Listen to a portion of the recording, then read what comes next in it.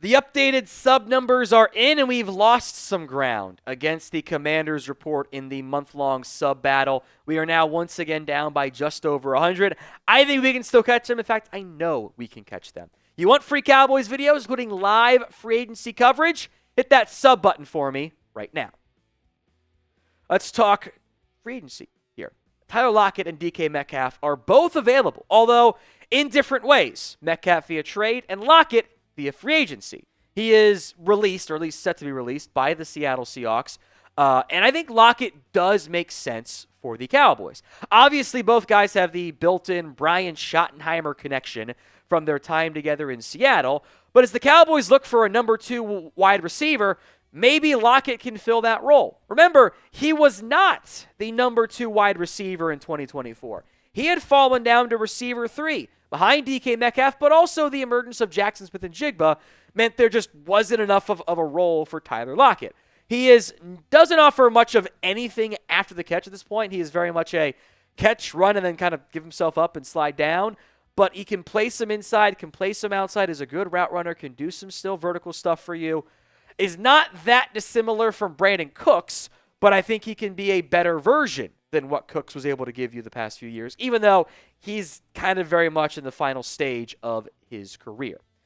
Now, Dianni Russini reports the Seahawks want a first and a third for DK Metcalf in a trade. He has requested one. The Seahawks will listen to offers on it. And Metcalf wants $30+ million per year on a new extension, which is kind of a problem for the Dallas Cowboys, and I think a lot of teams. I don't know of any NFL team that actually wants to move a 1, a 3, and pay DK Metcalf $30 million per year. In a bubble, DK Metcalf is kind of what this team needs. He's a big body, outside vertical threat. He definitely plays more finesse than I would like, but at that cost of the trade and the contract, not only should the Cowboys probably not have any interest, I don't really have that much interest at that cost for Metcalf. For a player that I think at this point, this is who he is. The stats you see on screen, that's who he is. That's valuable. 1,000-yard receiver is valuable. $30 million? Don't know about that one. So pick one to add. TL for Tyler Lockett or DK for DK Metcalf. Which one, knowing that the money's involved and everything there, which receiver would you rather add? TL or DK? Let me know in the pinned comment, actually, of today's show. The outcomes here on YouTube. Take advantage of it. Head down there and let me know. When it comes to the Tyler Lockett versus DK Metcalf conversation, for me, I don't have much debate. I think it's pretty clearly Tyler Lockett, given the cost involved and what makes most sense for the Cowboys. Now, I don't know how much Lockett costs. I don't know what he's going to command on the open market. Tutu Atwell getting $10 million was insane to me, but I think $10 million is around the price tag I'd like to spend on a 1 or 2 year deal, $10 million per year, by the way, on a number 2 receiver. Maybe I can go a little bit more on that price point for the other stuff I want to do in free agency, but I can make that figure work. I can. It's actually not that hard.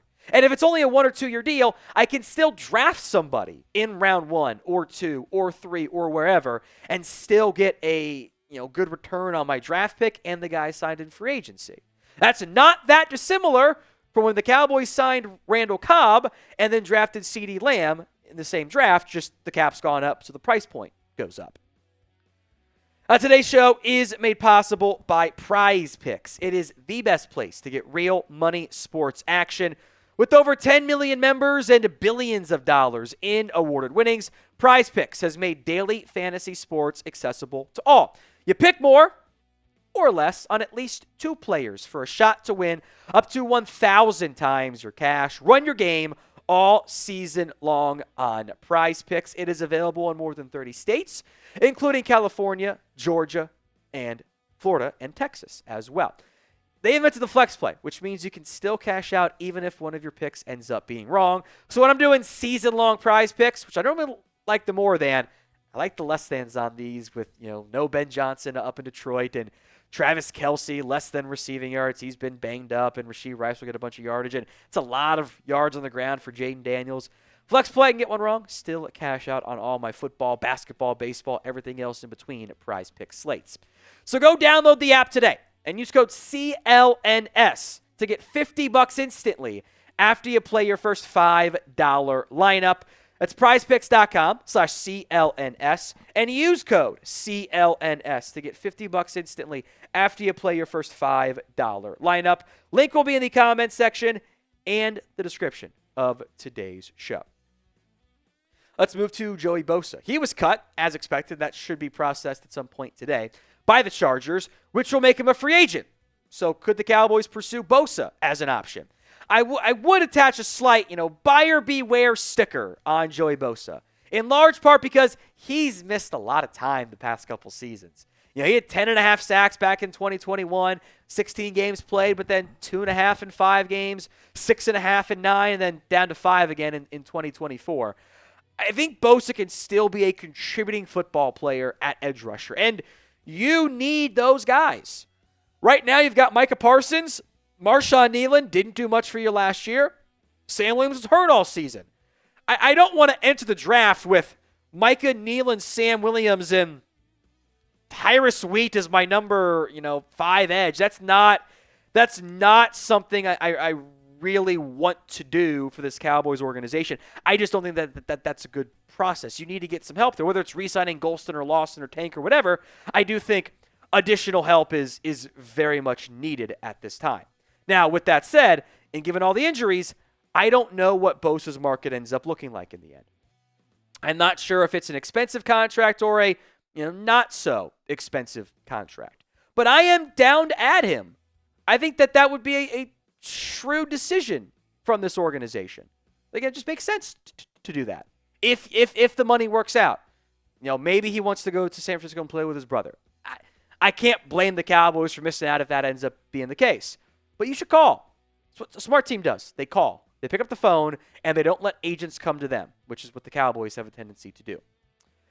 So would you sign Joey Bosa in free agency? Y for yes, N for no. Let me know in the comments section of today's show. Y for yes, N for no.